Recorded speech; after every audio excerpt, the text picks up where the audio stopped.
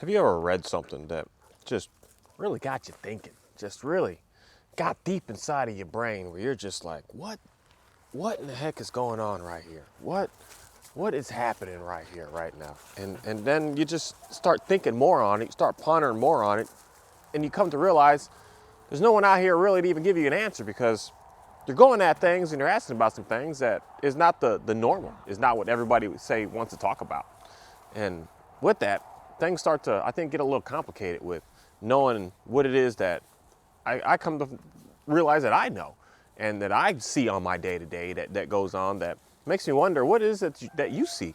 And I want to read something today that this might take a little bit for me to get through to put some more questions out there, but I'm still in the same situation as I was yesterday with wondering about the story of, let's say, the beginning, and what is the, say, beginning, and what is the real meaning behind the words in the text that are being said to us, and what is it that we're trying to manipulate it to be as opposed to what it actually is. Because once you start to have a good understanding of what it actually is, you start to have a better sense of life, and you start to like questions just get answered. I've just come to notice that certain questions that I have while I'm out here, I'm always like, why are they doing it like that? Why are they doing this? Why is this going on? And why is this happening? That it makes you really think a lot.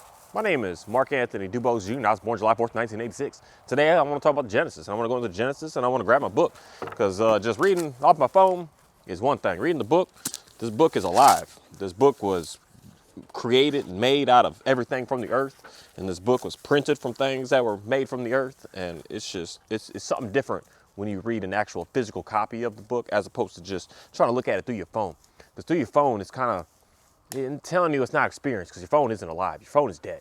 These books are alive. You can smell them, you can feel them, you can hear the sound it makes when you flip through the pages. There's the crinkle of the pages, just everything with it is something of a different experience, which is weird. It's very weird to say, but having a physical copy over your phone, it's like none of the same. But when I'm reading through the Genesis of the 4th chapter, that every single time I'm looking for this, everyone's just talking about the whole concept of Cain and Abel when they were fighting, and then when Cain clearly killed Abel. But no one talks about the second half. There's a whole second half that's going on here that everybody just like pushes off. Like we don't want to speak about that. But I have it in me that we don't want to speak about it because people just don't quite understand it and aren't getting it, aren't asking the right questions, I'm going to say. And I want to ask an interesting question today that I don't see anybody asking. And that question is the fact that there was clearly people already here. They're different kind of people than who Adam was when God created Adam in his likeness. So when you use words like that, for me, I really get the question, why is it in your likeness now? Why would you have to specifically say that now? Why would you need to really emphasize on that word and on that way of speaking? That if you were creating people, you would just say you were just creating people. But now you're creating them in a way that are like you and like them and like whoever and whatever God is all about. And the more and more I keep on reading and go even further before this, the more that I have a good understanding that God is not just one spiritual being. It's a multitude of something that's a collective group of who knows what, but a collective group of identities, essences, spirits, something. It's not one single spirit. It's not one single person. It's not one single human. It's not one single nothing. It's a collective group that has created who we are as humans. And he created Adam to be like who they are. And that's something that is proven 100% based on reading this text. And I don't care what anybody has to say on that in reality, because I could prove that by just reading what it is that we read in the words and the terminology that's used. That God is a collective group. Hey, Shadow, all done. And that's something that once we have a good understanding of that, we can move on to the whole concept of Adam. And knowing that Adam was created to be like who God was, to look like, and to have certain characteristics like, and to be able to do some things like who the God is that created everything out here, these trees, this grass, the wind, the air, the whole earth that created it. He gave Adam something else out here already didn't have. Because there was something else out here that was on the outsides that wasn't within the project of who Adam was. And when Adam came along, Adam was able to more than likely see and knew and had a good idea about all of this because he was out naming everything and doing everything. He saw everything. But he also said, there's nothing like me, where you could look at another person, and I could put this in the sense of a believer to a non-believer. And Adam could look at every single person and say, all these girls are pretty, but they're not like me. I have something in me that is super powerful, that is just absolutely amazing. And none of them are like me, so I don't know what to do with them. So then that's where God was like, oh man, this is interesting. So then he had to create and make someone like him for him to be able to be with. And then he did that. He made that. That's where Eve came from. And then Eve came, and then he looks at her like, wow, you're just like me. We are one of alike. Like, we can do some great things together. We can create whatever and do whatever and make happen whatever we want out here. We are super similar. And that's the whole concept of right up front. Why I would say, like for me, for instance, why I got damaged and destroyed with a lot of relationships that I was in. We're not on the same page. And if you're not on the same page, not in the same likeness, you're going to be struggling and having problems and just a lot of division. But then, just because there was the perfectness, just because there was they were just like each other, outside sources, outside forces were still able to get into them. We're still able to divide them. And it divided them in a way that neither of them even wanted, but yet it still just happened. And why it happened and how it happened, in reality, that's just who we are as people. And that's kind of like almost not saying the purpose, but clearly the purpose, because if this book is written, and this book is written in a way of it, knowing what's going to happen and know what has happened and what's going to happen, then purposely knew that we as a human being, let me even change that word back, we as mankind, because God classifies Adam and Eve as being mankind. He specifically uses that word in this book, and he says that. He doesn't say human beings, he doesn't say spirits, he says mankind. And he there's a difference here going on with that. That he knew that mankind was going to have an issue and fall into the deception of everything else that's out here, because God has already created something that is already not so great, because he, like, not say abandoned it, but has a project out there that just wasn't going the way that he wanted to go and wasn't able to do what he wanted to do. So he had to create something different. And with that differentness, he knew that the outside sources, because that's where I want to get in the reading more about the outside sources that were there. That's clearly stated in this book for us to be able to read, and for people to stop just skipping past it and trying to put some fake fairy tales around and what they're assuming and what they're thinking, as opposed to what is actually there and what is actually said. But when it gets down to Adam and Eve, and they have the struggles, and then they separate, and then they have this division, and then they're going to have conflict, obviously, in the household, where Adam's going to look at Eve, say, what the heck, woman? And then Eve's going to say, what, but you should have. They're just going to go back and forth with that. But in reality, it was both of them. Both of them had some sort of issue that they were just not perfect. And that's where I'm going to say the beauty of who we are as mankind. Or in reality, I can say that me, as what we are today, are human beings. But we started off as pure mankind. And that's something that knowing was going to happen, knowing was going to be there, knowing that there was already going to be rules put upon. So the rules came upon. Well, since you want to do that and you did that, you ate of the tree. I told you not to do that. Simple rule. You can do whatever you want, but don't do that. And you know what's interesting? This is a matter of a fact today that I know about who we are and what we do. When you tell somebody not to do something, the first thing they do is that. The first thing they do is that. So that we still have that from Adam and Eve. We still are a part of that inside of us that we just can't get rid of. Tell a 5-year-old kid not to go over there and play with that. You're going to turn your back, and in 15 seconds, that kid is going to be playing with that, deep in it, just like, this is awesome, this is cool, this is the greatest thing in the world. It's just what we do. It's who we are. And knowing that just kind of just puts more of me of knowing how true this book really is and how much this book really does know about who we are as a people. When it comes to sociology, when it comes to psychology, when it comes to everything about us, this book knows who we are. And there's something interesting about that once you really start to put more thought into it, you start to just appreciate it way even more. Because it's not just some fake fairy tales. It knows the root core being of who we are, what we're doing behind closed doors. Not what we're doing when everybody's looking, but what we do behind closed doors. This book states exactly all of that. Everything going on. And that's probably why a lot of people get so scared with it, get so nervous with it and worried with it, because it's in your thoughts. It's not in what you're actually showing to the world. It's in your thoughts. So when it goes through talk about wars and things like that, you have that in your thoughts. It's not what you're saying and speaking outside. It's in you. So when it's in you and it afflicts you and it conflicts you, there's something that is just powerful that goes on. But we get to the point where, it's the point that I start to have my first question, and I'm trying to ask as many people as I can, and I'm trying to research as much as I can to find. But Cain made love to his wife, and she became pregnant and gave birth to Enoch. This is the 4th chapter, the 17th verse. So Cain, after he killed Abel, because he's said from the account of when God created man in his likeness, the man in his likeness that is like God killed, murdered, took life. And that's the first time that we're seeing this, took life. And then God placed upon a mark on Cain that the other people, because he says this clean as day in here, that the other people, because he said, where does he say it? Let me not just say that. So verse 15. But the Lord said to him, not so. Anyone who kills Cain will suffer for vengeance 7 times over. Then the Lord put a mark on Cain so that no one who found him would kill him. So Cain went out from the Lord's presence and lived in the land of Nod, east of Eden.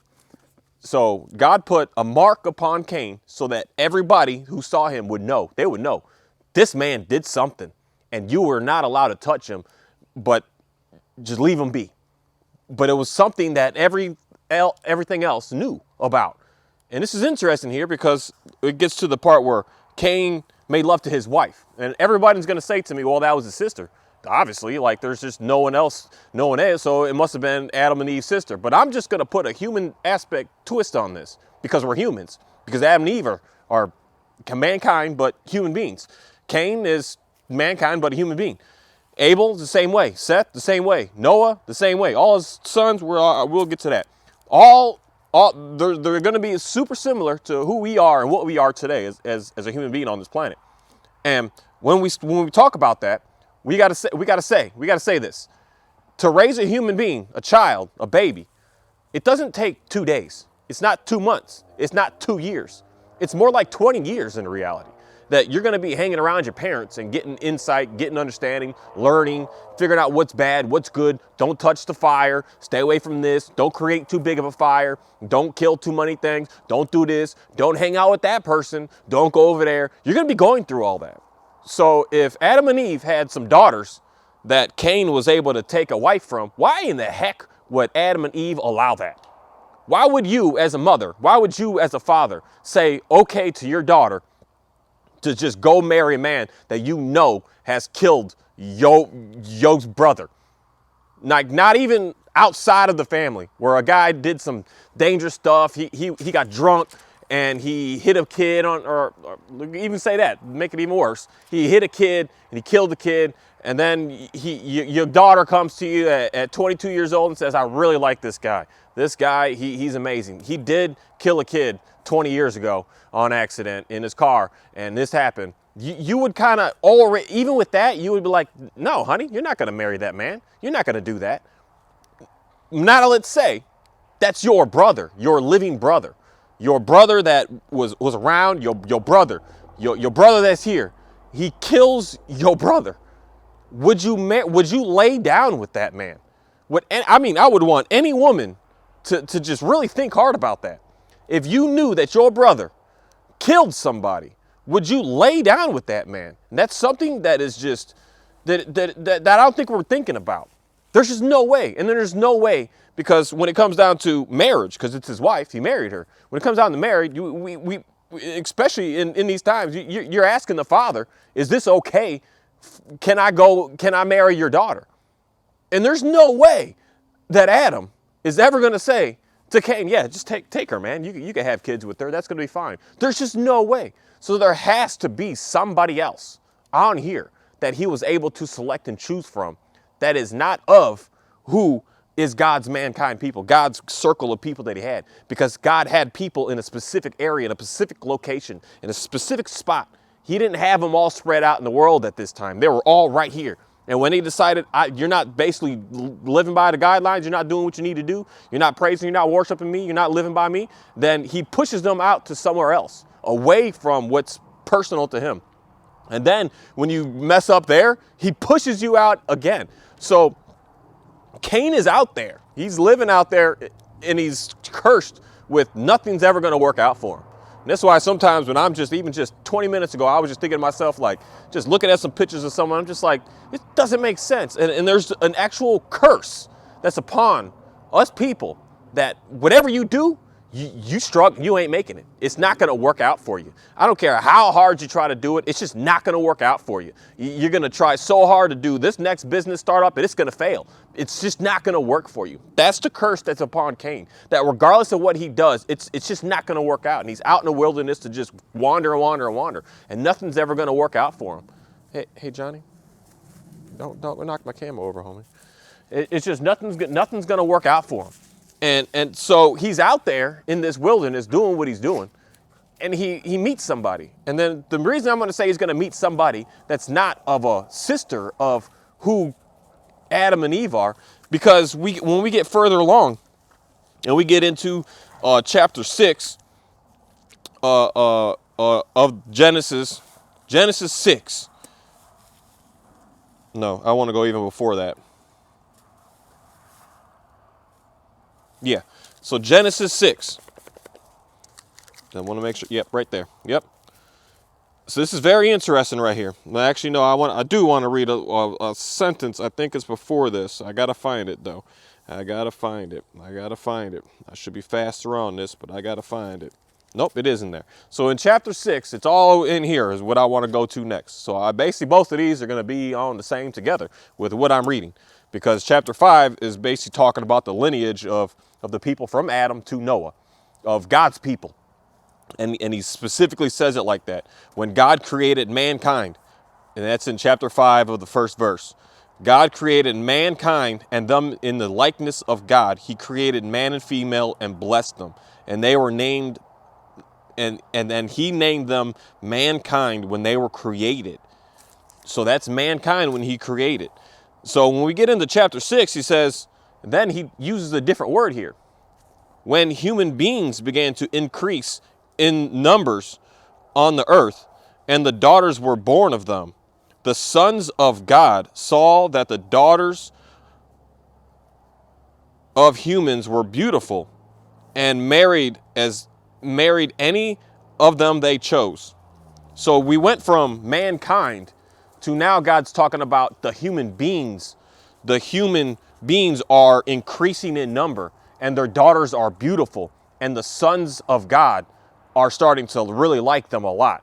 So this is where I'm going to say that there's other people that are already here before the God's people, God, Adam, that's created. The spirit being of Adam, the likeness of God of Adam, that there's something else here that in reality, I'm going to say, and this even says, they are not of the spirit of God. They're just created of something else. And then the sons of God being the Noah, being Adam, being Seth, where we got all these names here. Some of these names, I just don't know how to speak these names. The son of Enosh, of Kenan, Melaheli, all these people, Jared, all these guys are sons of God. They're the sons of God. They're the sons of God that are seeing these human beings as these are some beautiful women. So these are the women that these guys are selecting and choosing to have kids with, not their sister, not their siblings. Those aren't who they're dealing with. Those women are a completely different source of women, because it would clearly state that. And for someone to say, Mark, you're an idiot, I'm going to say this book right here is very firm with what it says, especially when it comes down to there is one woman that is mentioned in this whole beginning part. And it says it's a sister of, where is it? I don't know, I'll find it at some point. But it's a sister of. So the Bible knows what a sister is, what a mother is, what a wife is, what a female is, what a woman is, what a girl is, what a child is. It knows all of them. And it's not just not saying it. It does know who a sister is all about. So if Cain made love to his wife, it would have said he made love to his sister. It would just simply say that. It wouldn't say his wife. It would say exactly who it is.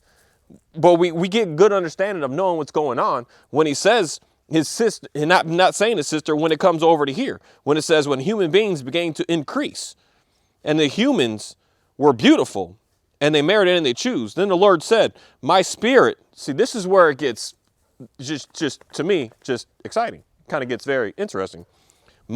So we're in verse 3 of the 6th chapter. My spirit will not contend with humans forever, for they are mortal. Their days will be 120 years. The Nephilim were on the earth in those days, and also afterward, when the sons of God went to the daughters of humans and the children made by them. They were the heroes of old, men of renown. The Lord saw how great and wickedness of the human race had become on earth, and that every inclination of the thoughts of the human heart was only evil all the time. The Lord regarded that he made human beings on earth, and his heart was deeply troubled. So the Lord said, I will wipe them from the face of the earth, the human race I have created, and with all the animals, birds, and creatures that move along the ground. And this is very interesting. He wants to get rid of all the humans that he created. But he doesn't want to get rid of all his people. And this is where Noah comes in. This is where Noah starts the conversation of Noah happens, and where Noah starts to get the information. But this is where it's a very interesting thing that I'm going to say, that I had to research this and look this up to see. There's just no way. There's somebody that's lived past 120 years on this planet, and there hasn't been. There's nobody, no human, no non-record that's lived past 120 years from as far back as we can go. But yet in these days, we're here. This guy lived for 815 years, 905 years, 840 years, 830 years, 962 years, 365 years, and Enoch, which is interesting because there's an Enoch that Cain's wife born, but there's also another Enoch that came that's further down the lineage line. So there's two. There's not one. And I think that a lot of people are reading the book in a way of there's the one, and especially the book of Enoch that some people are controversial on, wondering who and how he could have wrote that. But if we're looking at the one that God took away, he would clearly know a lot about what's going on here, because he's one of the few people, I think one of two, that didn't die, that actually God gave him 365 years of life. And so that's in chapter 5 of the 24th verse. Enoch walked faithfully with God. Then he was no more, because God took him away. He took him away. He didn't die. He didn't pass away on this earth. He was able to keep on going. But people all in this time, and all this time with Noah, with all this time, because Noah was 500 years old when, I'm pretty sure about that. Noah was 500 years old, or he was 400 or 500 years old when God decided. Okay, so Noah was 600 years old when the floodwaters came to the earth. So he was 600 at the time that God was saying that there's some people already that are only going to be able to make it to 120. So there's two different people clearly, because there's people right now living, that are, so Seth lived 912 years. So that's the son of Adam and Eve. So all these guys were living for 800, 600, 900, 700 years old. One guy's for 700, so Lechem, 777 years. And then after Noah was 500 years old, he became father of Shem, Ham, and those three boys. And those are the three boys that he brought with him on the ark. And those three boys had three of these women that were of these 120-year-olds that could only live that far. So these sons that were incredible beings, these guys that were living to dang near 1,000 years old, most of them are so close to approaching that these guys are clearly different than the humans that are only going to be able to live to 120. So there's something interesting going on here that when I'm reading this, I don't know why, but I'm just seeing it clean as day, because I'm looking at this in a beginner's mind. I'm not caring what somebody has to have taught me about it. I'm looking at this in and they asking and praying and wondering and trying to figure this out to try to get a better understanding of exactly what's going down and what's even happening today and why things are the way that they are today. That we have these guys that are absolutely incredible, that have these genes that are just phenomenal, are laying down and having relations with these women that are not of the spirit. And when they have children with these women that are not of the spirit, and these humans that are in God's words, or Moses' words from God saying they are wicked, they are just evil. They have nothing about goodness behind them. They are just disgusting. They are disturbing. So it's in a way of like I said, the people that are out there already that God created or made, that he's not talking about that. He's talking about the us today of what it is that we are after the flood and after the lineage of how we are from Noah to be able to be here. So all this is before, where there used to be a whole population of a whole bunch of folks out here, but they were just evil. They were just disgusting. They were just savages and ravages. Nothing like, I'm going to say, who we are today, where we have a lot of people today that are extremely kind, that are very loving, that are super compassionate, that are just absolutely humbled on knowing that they have something greater than them. But there used to be a people that didn't have any of that were just ruthless. And for God to straight up look at it and just say, I got to get rid of the whole thing because this is just nasty. This isn't working out. This isn't going anywhere. That must have said something significant about who these people were and what they were all about, that they were just savage. They didn't care about one another. They just would do whatever they wanted, whenever they wanted, however they wanted, and they had no, then this is where I'm going to say the spirit of God. And something I said, I think yesterday, about the fact of, I don't need this book to live a righteous, nice, relaxed, loving life. In reality, I have inside of me already, just like majority of people that I know. We have these said evil intentions behind us, but we also have this inside of us. This, actually, not let me restate that.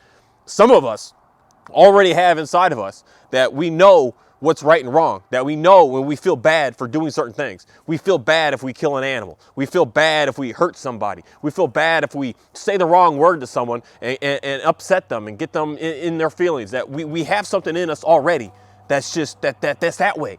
That I can't just go and maliciously harm an animal. I can't just look at it, see it smiling, see it cute, and just slap it and just laugh. Look at that. I can't just go out into a field and see a bunch of pigs grazing, having a good time, hanging out, relaxing, having a nice life, and just shoot them and laugh at them while they're screaming. I can't just go find some deer, some elk, and some anything, and some polar bears or some zebras or some goats or anything, and just have a fun, have a sport on just let's just go and kill it, just to get me excited inside.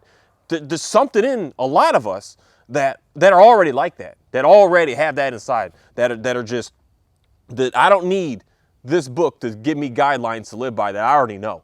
But there are other people, just like right here, where they're just straight wicked. They're just straight evil. They're just straight destruction. They're just straight about self. They're about gimme, gimme, gimme. They're about how can I get whatever I can get. And that's where these people are the ones that are the complicated part, because they don't understand the other side of it that we can feel. We have understanding. We have compassion. We have an understanding of wanting to see you get into a better place just because. And I don't want anything back from it. They don't understand that. And that's where the division is going to start happening in the future. And right now even, where the people that don't get it, that don't have it, that don't have nothing of the spirit inside of them, they're going to get so jealous, so envious that they're going to turn to murder, the way that Cain turned to murder on his own brother, because he didn't have how are you walking around just so good and so happy and you're just so great? Because Abel decided, you know what, I'm going to lay my life down to God because he gave me my life, and I'm going to give to him what it is that he wants. And at that time, that was blood. That was that sacrifice. And today we've got Jesus. We've got that sacrifice. So for me, all I got to do is say, Jesus, thank you. Thank you for being that sacrifice, for killing and dying to be able to have what I have today. And I say killing because that happened along the way. A lot of people were harmed because of who Jesus was and what Jesus was all about and what Jesus did. And for me, I have to make sure that I mourn and represent and understand all of that all the sacrifice that was involved with it. It wasn't just only Jesus. It was a lot around him as well. It was a lot to come after him, and it's a lot to still continue to keep coming.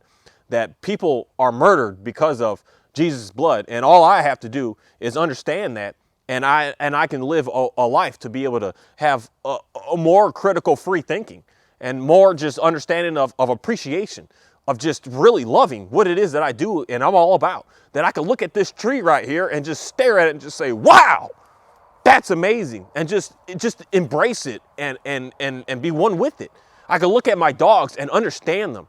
That's why some people that look at me with all my animals and they're just like, dude, how is it that you're doing all that? How are you keeping control with all that? How are you not going crazy? How are they all pretty much in order? Because to me, it's easy because I'm just dialed in with them. And that's something that who God is all about and what he's all about. That when you lay your life down to him, he's going to start to just show you what really does truly matter. And what matters is the stuff on this planet, to be able to make sure that we can grow it up and get it better and make it happen. And that's the power of Jesus and what he's all about. So I no longer have to take my best dog. Like, I don't know how this get emotional with me. If God's like, because right now what I have out here is animals. And if he said, give me your best one, I need you to sacrifice your best one to show me how much you love me. And for me to give up my Border Collie Oreo, that would hurt me. That would slow me down. That would just put a hindrance upon me that just really got in me. But I don't have to do that anymore. I don't have to do that because of who Jesus is and why he came and everything about him. That's already finished. We don't have to do that. I don't have to worry about that. But in the beginning, we had to worry about that. But it's changed. It changed after the flood. It changed after we started becoming a more civilized people. It changed once we started getting more understanding. Because there's something with Noah and his sons that even though he was taking these women that are not of the spirit or even have the spirit inside of them, they were educated into teaching them. And God is a man in a being in the spirit and the essence of purpose. And he's going to purposely choose. And he could have said to him, just take those two sons because your other son, he got no control over that relationship. That woman is running his world, and he's way far away from God. He's way far away from us, and we don't want that. No, but all three of them, and Noah and his wife, were all good to go. Those men were showing those women how to live, how to be, how to function, how to make stuff done, so that they could live a nice, good, true, healthy life. And I know a lot of people don't like hearing that, especially today. People don't like hearing a woman got to follow a man. Yeah, the right man. And that's something that I would always question a lot, where some of these girls, or some of these guys out here are like, oh, I need a woman to be able to submit to me. It's like she needs to have a reason too. If you're not a person that she needs to, then she should not do that. She should move along and or just treat you as you are. She's not going to bow down and lay it onto you. But for a man that knows what he's doing, that is on a mission, that's got all the guidance in the world from God, and he believes in him 100% and wholeheartedly, he's going to be able to bring that woman in. She's going to just want to what do you need? What you need, man? Let me help you out. Let me do something for you. I know you're struggling with this. Let me help you out. And that's the women that were with Noah and his sons and all his grandsons and granddaughters and everything that was coming from that they were teaching them that they were teaching everyone. Everyone was together learning some stuff and learning some greatness. And it's interesting because he talks about the human beings, and then he also talks about the Nephilim. So clearly there's even more than just the one race that was out here, that there was multiples. And multiples that are going to say, the best way I could put it, and that I could just get a good understanding of myself, is failed projects that he was working on. He was trying to create something closer and closer to himself, or God's self, themself.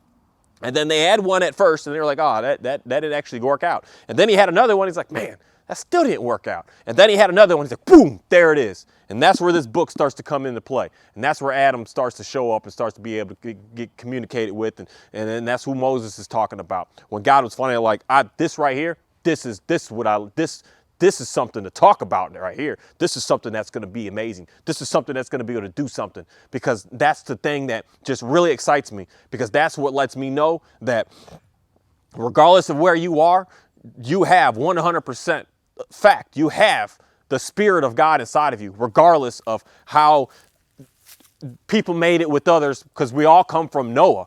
And in reality, we all come from Noah and his three sons. We all come from those three guys living on this planet today. We still have the seed of the people before, but of actual people that were here to the point of the day that before everything happened and the earth shifted and the waters did what it did, we are of all four of them. And if we are of all four of them, we are 100% guaranteed to have the Spirit of God inside of us. And that means that we are able to do something incredible, something else that was already here wasn't able to do. And sometimes we get away from that, where we start to default into these default patterns where we're just doing what someone else is doing and just being like these robots that just don't have it and just can't think and are just struggling and just feeling so empty and feeling so lost and feeling confused and feeling like they don't know what to do and where to go and how to make stuff happen. That we all have inside of us the Spirit of God. And even if it's just a small little slither bit, and that's what, personally for me, that's what it felt like. I had this small little slither bit. I had this rage in me. I had this anger in me. I had what these people were, this wickedness of just didn't care, just want to destroy, just want to hurt. But at the same time, I had this little bit inside in me that was just, man, I want to help you out. Man, I want to see the best in you. I had a little bit of that. And that little bit of that grew. The more I started to ask and pray and wonder and start to get more clarity, the more I started to get closer and closer to God, the more I started to just start to have more and more faith in Him, the more I started to the day that I just say, this is 100% on. This is real. I don't care what anybody wants to try to bring to me because of what has happened to me in my life, because of the things that have happened, the things that I think today, the places that I go, the people that I communicate with, the way that people look at me, what it is that I do, the way I am with all my animals, all of that is because of what happened to me one day, months ago, or a year ago at this point, of just something happened, something changed, and it just turned me on into something completely different. And then today, I can't say I'm 100% into this because of what I'm able to think of it and I'm able to do today. And I know there's people around me, there's people that know me, there's people that are still struggling, still hurting, and I see you in the exact same place that I was at. I see you in the exact, having the same thoughts, doing the same patterns, making the same actions that I was doing when I was still in that. But yet I don't do that anymore because now I can see a huge separation, a difference. I can see what you're doing and I can say, wow, I can't believe I used to think that way. I can't believe that I used to do that. And that's the power of who God is. That's the power of what this book is. That's the power of this living book that's right here. That this living book that was created with everything of life on this planet. And it's been reused and brought down and it's got something behind it that is just absolutely incredible. That I could literally just drop this book. I'm not going to do it out here because I appreciate this book. But I could drop this book and open it up on a random page and I could start reading it and I could find something that I need. Something that I need, not what you need. I can't give you a Bible verse to help you out. You got to find that for yourself because it's for you. This book here is mine. This is mine. You could pick it up, though, and read it, and you're going to read something different. But for me, I'm going to read this one, and it's going to be for me. And that's the power of what this is. That's the power of the greatness behind it. And that's the power of who God is all about and what He's all about and how He's just an unlimitedness that we can't even possibly think about. That we're doing our best to be able to try to understand a sliver of what created us is able to be like. For me to be able to look at this tree here and figure out how to make that from nothing. That's the power of God. I don't think people even think about that. To look at a blade of grass and think, what does it take to make that grow? And what does it take to even make that seed, to make it grow, to make it happen? Just that one little thing. And not even the billions of microbes that are inside of the earth, that are in the dirt, all of everything that's in there to make everything work. What does it take to create that? We can't even figure out what we're going to eat for dinner tonight, let alone try to have a good understanding of how to be able to create all of this. And that's the power of what God's all about, to be able to do something like that is just clearly out of our world because He created this world. And that's something that's super powerful. And that's something that the more that I start to just get closer and closer to reading more and studying more and paying more attention to everything around me, the more I start to figure out exactly what's going on. That, again, I'm going to say, God's people are God's people that God wanted to grow and make happen on this planet. And He wanted to get rid of a certain type of people that were out here that He already made, that He wasn't happy with. And someone would say to me, well, Mark, that sounds like an evil guy. That sounds like an evil group of people. But when it's yours, you can do what you want with it. And we are here to just take advantage of what it is that we have and appreciate what we have. I didn't create it and you didn't create it. And you could say that that's evil. And I can even say that's kind of messed up. But He's got to look out for the best of something that we don't know and we don't have an understanding of because our minds can't even possibly think that far. and whatever it is that we're here for to be able to satisfy, which we don't know, then it's just what it is, and we can't understand that. But for me, I'm not gonna be mad upon anybody or anything because they wanted to flood the whole earth, kill everything, even his own animals. Like, dude, like you killed your own deer, you killed the zebra, you killed the hippos, you killed the lions and the tigers and the panthers and the jaguars and the bobcats and the domesticated ones and all the birds even. You didn't even allow the birds to be able to fly up away and be able, but you killed it all. He killed it all. So he knew something, or they knew something was seriously wrong with everything. Because there's the one thing that I do know. When humans are, this is the part for me that's hard with dog training. This is the part for me that's hard with knowing how to get real true success with dog training. Because it's not the animal. And this is the one thing that I can see why God would have to destroy everything. Because when human beings start to interact with these animals start to do some dangerous things, destructive stuff, evil things. Like even my pig that eats and sleeps and hangs out, because that's the life that I give him. He could be a pig that if I was being mean to him, if I was kicking him, pushing him, pinching him, beating on him, lashing at him, doing stuff to him, he would be a savage. He would be rough. He would be uncontrollable. He would be wild. He would be trying to harm me all the time. If I was that way with my cows, that's why I even question people with your cows, people. Why are your bulls so mean? Mine, he's so gentle. You could just pat his head and hang with him. You could put your arm around him and relax with him. My donkey, the same way. I just walk up to him every day. What's up, man? What's up, Brownie? And I just pet him. Just hang out. He just looks at me with this level of respect like, hey, man, you're pretty cool. I'm like, no, man, you're cool. You're keeping my animals out here safe. You're doing what you're supposed to be doing.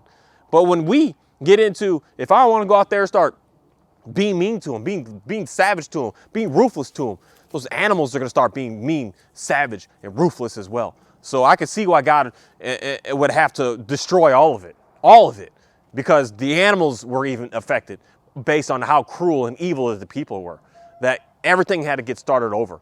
So that's where Noah had to come in and take all the animals. And you know what Noah was doing on those, was 150 days, or it was basically almost a year in reality.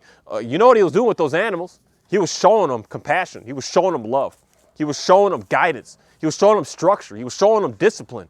He was showing them how to be a nice functioning animal on this planet. And then he brought them all out, and they all flew out, and they all walked out, and they all moved on.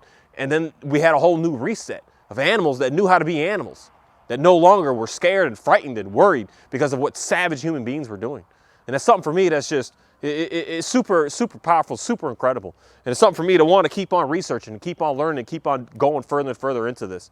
Because I'm reading what I'm reading, and I'm not seeing what other people are seeing. I'm not seeing that Cain married his sister, because there's just no way. There's no way. Because he was a marked man, and his sister would see a marked man and say, I'm not going to deal with that. I'm not going to mess around with that. I'm not going to allow you to have a child with me like that.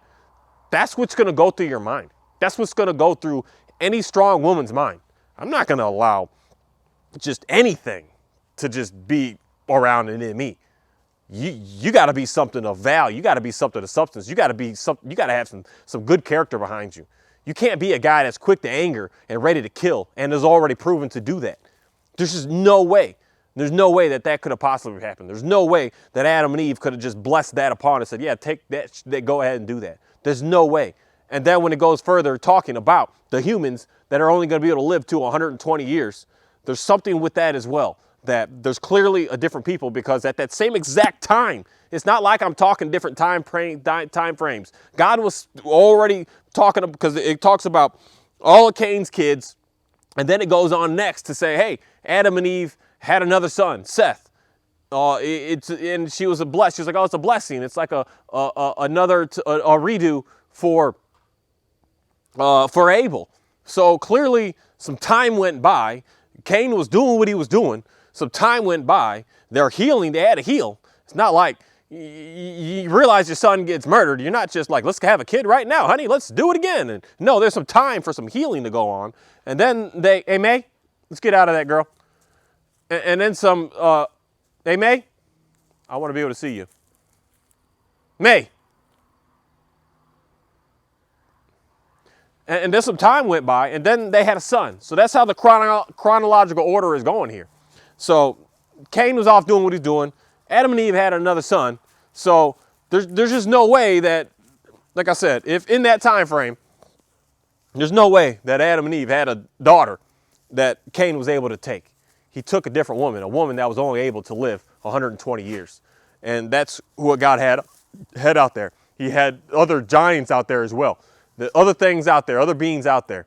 Probably just working giants that were just busybody doing stuff, didn't have a conscience, didn't have a thinking pattern, didn't have any of that. That's just what was out there. And then God's people started mingling and introducing themselves to that. And then that's where things started getting very interesting and at the same time, very complicated. But for me, very interesting, because if that didn't happen, I wouldn't be here today right now. And that's something that is an absolute blessing for me. And with that, I just want to say thank you. I want to say thank you for today, for being able to have another day to continuously keep working on what it is that I'm working on, to continue to keep studying what it is that I'm studying. And God, for me, you're revealing things to me and you're showing things to me, and you're getting me to get up and question and challenge a lot of things that are going on that I greatly appreciate that, because it excites me more and more. It brings more and more enjoyment to me. It allows me to be able to be a part of something that's just not me anymore. It's not myself. And that's something for me that even I've been thinking a lot about this past couple of weeks, that I'm tired of worrying about stuff for me. I want to make sure I can do something that someone else needs, that someone else needs help with, that someone else can benefit from, instead of me benefiting from. And I notice, and I look around at a lot of what I do out here, and I'm seeing like me, mine, me, everything for me. And I want to get away from that. And that's something that, God, you're really, really helping me out with. You're helping me see the future of what really does truly matter, and what it is that we really should be focusing on. And the road that I'm going to go on is not going to be a road for everybody, and it's not going to be something that a lot of people are really going to even appreciate me for. But yet you're going to have no choice but to just see the good things and the good deeds and things that are going to come from what it is that I do, and just have to question, like, how? And that's the power of who God is and what God is all about, and what he represents on this planet, for creating this and doing this out here, because he wanted to do something to be able to, in my opinion, teach a lesson and show something to someone, to show whatever. You know, God that created this earth, there may be other beings and essences that created other places around, where our God is like, watch what I can do, people. Watch what I can make happen. When everyone else says it's impossible, we're here showing what's possible. We're here showing what can be done. We're here showing and doing and being a part of something that may be the first, maybe the 50th, maybe the millionth, but just in some reason for me, it just seems like we're the first that's doing something that is just completely different than what anybody else has been able to see, anybody else has been able to study, anybody else has been able to make happen. That we are the first. We are the first to be able to just keep on multiplying the way that we are.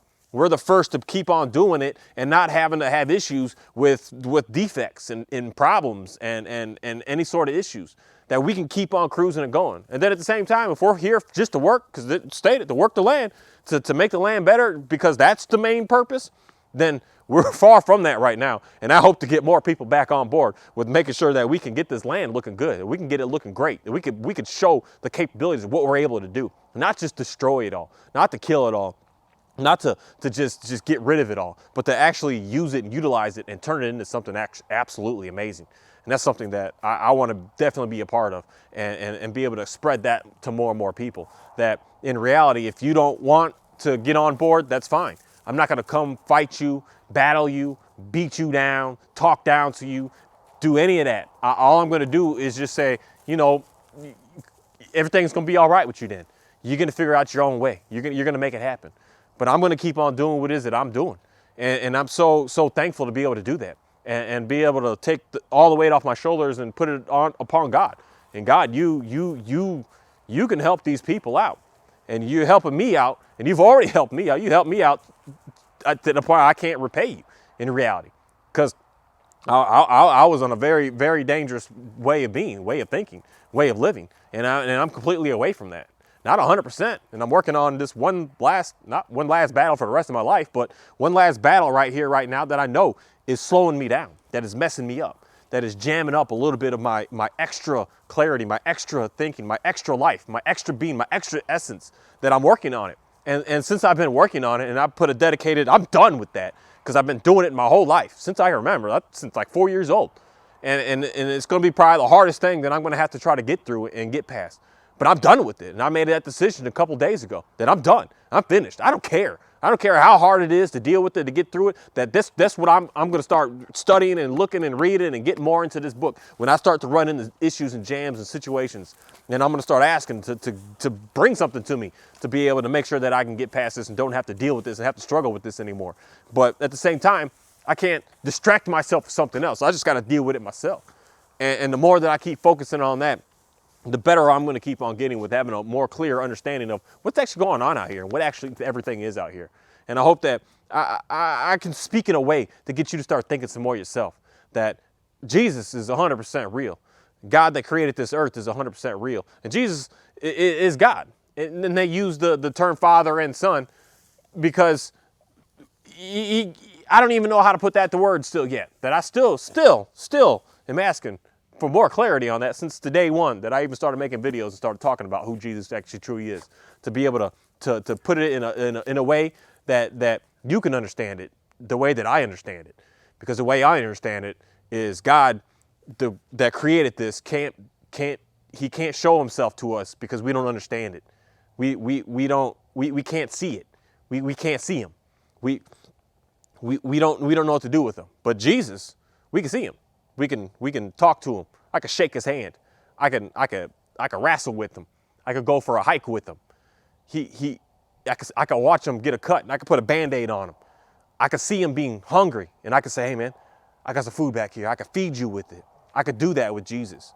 And Jesus is the way to be able to get everything that you need in reality, because we no longer have to sacrifice our stuff to please God. And God is an absolutely amazing being that's something, and I think a concept that because we don't even like process our own animals anymore, that people don't understand anymore. We don't get that. We don't get it. We don't get the sacrifice thing. When we talk about sacrifices, and then people say, oh, I don't like that. I don't want to be part of that. But when you start processing your own animals, you start caring and raising your own food sources and everything, you're going to 100% understand it then, because you're going to see it. You're going to be around it. You're going to smell it. You're going to just have a good understanding of knowing why that is required and why that is needed and the whole meaning behind it all. But if you're not a part of that and you don't see that and you don't do that, you don't get it. And that's probably one of the main reasons I'm going to say is what forced me to come out and to do this work out here that I'm doing, is something was wanting me to get closer to the land, closer to the raw essence of just what real life is all about. And that's what I'm able to experience out here. Thank you.